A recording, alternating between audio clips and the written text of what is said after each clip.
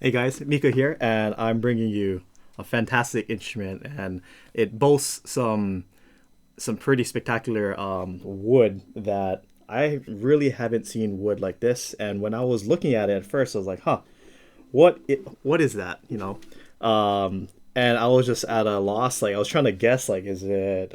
I couldn't even guess because it looks that unique. And oh, it's mahogany. I'm like, wait, mahogany can look like that? I mean, I've seen the tree mahogany look, the way it does, but when I've seen this, I'm just like, wow, this really hits different, and this is really just kind of something of its own. This might be a little weird, but for this back, it kind of reminds me of like when National Geographic shows close-up pictures of the sun or videos of the sun, and you can see like all the solar flares and all the the lighting from the sun. It kind of gives me that kind of flare, or lava spewing out. I mean, it's just really unique. I really have not seen mahogany outside of like the tree mahogany and some other really cool stuff, but this is something that's deserves kind of to be in its own category. So along those ends, it's featured beautifully, paired beautifully aesthetically with the Hawaiian curly koa and this more blonde nature on the top and the bottom. And then you have a very faint wood purfling that wraps all the way around the body, as well as the sides right here, and even around the front of the instrument. And beautiful spalted mango wood around the rosette in a bigger kind of sense, as long as a double pau abalone shell that wraps around the spalted mango. Cast our ebony bridge, fretboard, headstock, and even backplate of the headstock. Your KG logo right here, Kotaro logo in the curly koa. I've always liked the little aesthetic little detail where it's not a full headstock. They kind of cut a little or chip a little corner up here. Just something different that it's kind of nice to see little details like that on an instrument. As you can see here on the sides or the binding of the fretboard, you have also your Hawaiian koa, as well as their kind of like their brass slash black dots or fret markers here on the side of the fretboard. Even though there's nothing on the fretboard itself, you can still see where you're playing right there on the instrument. And this instrument also it's equipped with really high-end tuners, the Waverly tuners with these snakewood buttons. So it kind of matches the overall theme of this kind of woody looking instrument with the curly koa and this insane looking mahogany wood here on the back. The heel also curly koa right here, and then this kind of very light color blonde mahogany on the back. It's really nice, really smooth neck. I love that this has a satin finish, very smooth, kind of on the thinner side too, so it feels very comfortable for me in my particular playing style. And one last little detail on this instrument is this, I don't know if cute's the right word, but really cool looking Nautilus side sound port right here. So it has a shell and it goes outwards like that. And, the purpose of a side port is so that you can hear an accurate representation of the sound, because we can't be in front of the instrument as well as behind playing the instrument at the same time. So with this little side sound port, you can hear a little bit of the instrument sound bleed out towards your face, so you can hear what it would sound like if you're in front of the instrument. So I've always been a big fan of having a side sound port like this, especially when you have a really cool design as this Nautilus shell right here. So all in all, just a gorgeous instrument all around. I just keep flipping it to the back. I want to keep seeing the back before I can't see it anymore.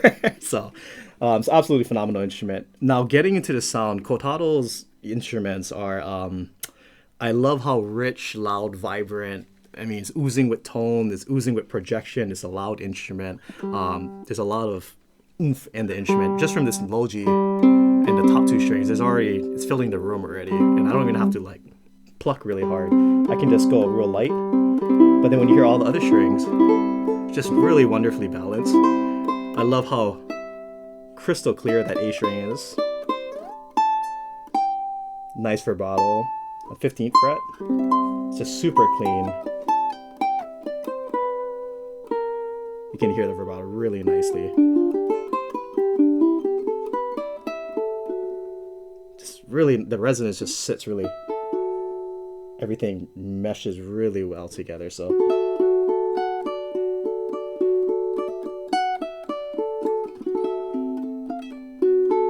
for a fingerstyle player like me, just really clean. I just love how like bell like it sounds. And again, because there's so much volume and projection and tone in this instrument, I don't need to dig in. I don't need to play really hard. I can just be really light. But there's just so much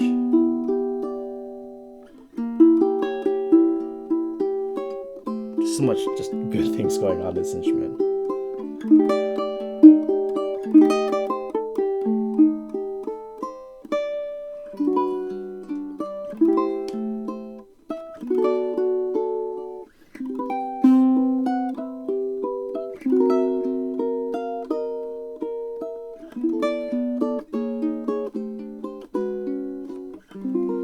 Very clean all around. So let's go ahead and try to do a proper sound sample on this wonderful instrument. So here we go. Here's a classic.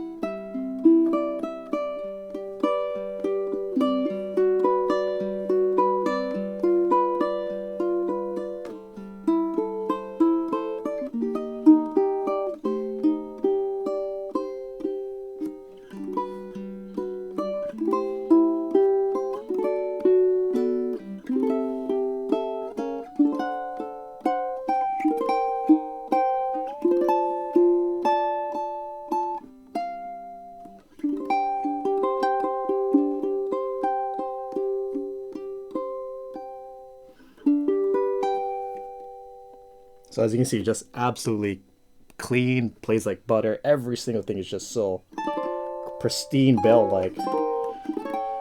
I can kind of just go on and on. I mean, unfortunately, I have to make the sound sample watchable for you folks, but I could just play 30 minutes straight on this thing. I don't know if you guys would like that, but this is the kind of instrument where you just want to go on and on and on, because it's just, you don't want to hear it stop, really. It just sings.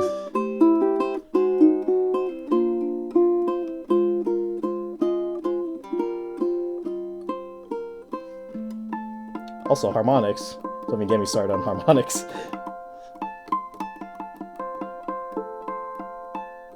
Even up here.